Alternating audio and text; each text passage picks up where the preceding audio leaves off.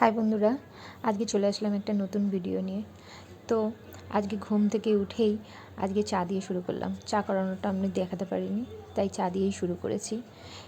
পরশু দিনের রুটি ছিল, রাত্রিবেলায় রুটি করেছিলাম, সেই রুটি দিয়েই চা খেয়ে নিয়েছিলাম। আর অনেক বেলা হয়ে গেছিলো, ছেলেকে উঠিয়েই আগে বিছানাপত্রগুলো গুছিয়ে ফেললাম।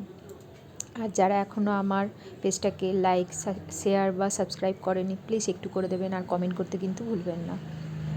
আর কিছুদিন ধরে আমি ঘরে ছিলাম না, ঘরে চারিদিকে ধুলো ময়লা ভালোই হয়েছিল। তো আগের দিনেই আমি সব পরিষ্কার করে নিয়েছিলাম, সেটা আর ভিডিওতে দেখাতে পারি না। শরীরটাও আমার কিছুদিন ধরে ভালো যাচ্ছে না। তারপরে কী করেছিলাম, ঘরদোরগুলো ভালো করে ঝাড় দিয়ে দিয়েছিলাম। ঝাড় দেওয়ার পর ছেলে বাথরুমে গেছিলো, ওকে তারপর ব্রাশ করতে দিয়ে দিলাম। ও নিজে নিজেই ব্রাশটা করতে পারে, ততক্ষণে আমি কী করলাম, একটু গাছে জল দিয়ে দিলাম।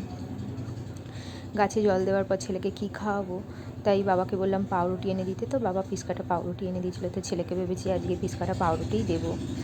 তো কী করেছিলাম, দুটো পিসকাটা পাউরুটি ভালো করে সেঁকে নিয়েছিলাম। তারপরে কী করেছিলাম, জ্যাম দিয়ে ওকে এটা পোচ করে দিয়েছিলাম।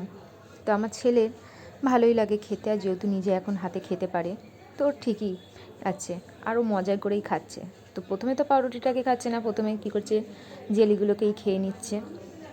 তো ওকে খেতে টেতে দিয়ে আমি কী করেছিলাম, রান্নাঘর পরিষ্কার করতে চলে এসেছিলাম। তারপর ফ্রিজটাও পরিষ্কার করে নিয়েছি। ফ্রিজে অনেক দিন ধরেই অনেক বাসি জিনিস পড়েছিল, ওগুলো সব বার করেছিলাম, ফ্রিজ থেকে বার করে টোরে ঘর ধর একবারে মুছে নিয়েছিলাম। তারপরে স্নান সেরে নিয়েছিলাম, স্নান করে পুজো দিয়ে নিয়েছি।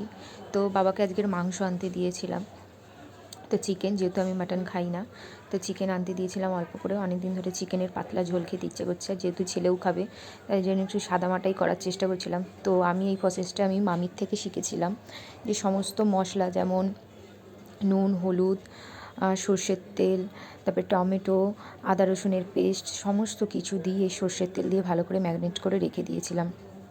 টমেটো আলুটাও দিয়ে দিয়েছিলাম। তারপরে কী করেছিলাম, কড়া গরম করেছিলাম।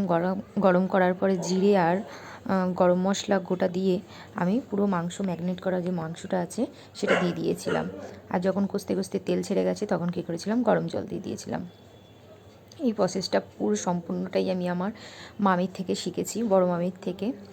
তো আমার ভালো লেগেছিল বলেই আমিও চেষ্টা করলাম এইভাবে রান্না করার, আর খেয়ে দেখলাম সত্যিই খুব ভালো হয়েছিল।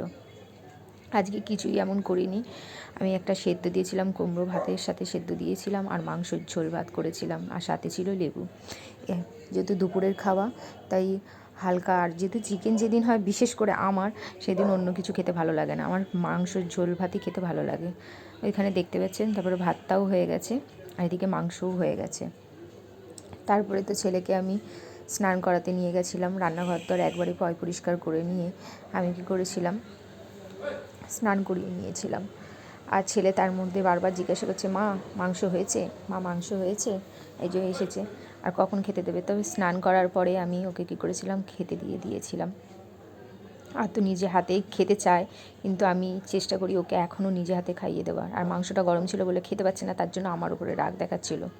তারপরে আমিও খেয়ে নিলাম। আজকে ব্লগটা যদি আপনাদের ভালো লাগে, লাইক আর সাবস্ক্রাইব করতে কিন্তু ভুলবেন না। টাটা।